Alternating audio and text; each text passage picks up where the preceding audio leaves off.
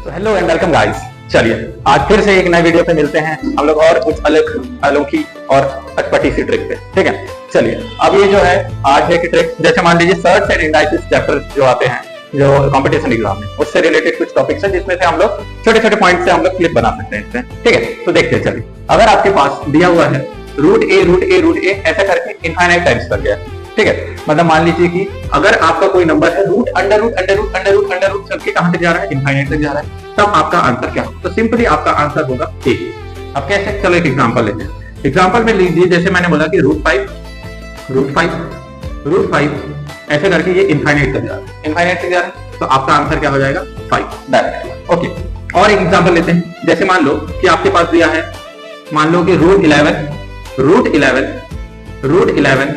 और रूट 11 ऐसे करके इनफाइनाइट कर दिया, तो आप लोगों को इसका आंसर क्या बताना है?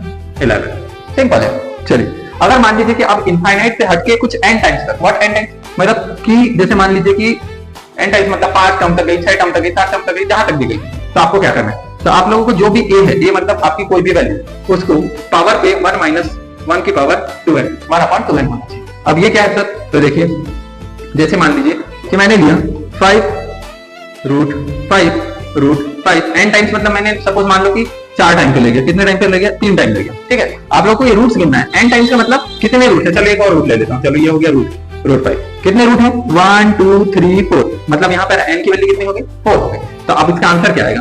तो a मतलब 5, तो यहाँ पे रख दीजिए 5। 1 का पावर 1 माइनस 1 अपॉन, अब n की वैल्यू कितनी हो गई? 4, क्योंकि रूट हमारे पास कितने? 4 है, या फिर नंबर्स को भी गिन सकते हैं। तो हो गया 2 की पावर 4। अब ये 5 1 माइनस 2 की पावर 4 कितना आता है? 16, तो 1 अपॉन 16, तो 16 बन जाए 16 माइनस 1, तो कितना हो जाएगा? 5 की पावर 15 अपॉन 16। चलिए एक और एग्जांपल लेता हूं। जैसे मान लो मैंने लिया कि रूट 7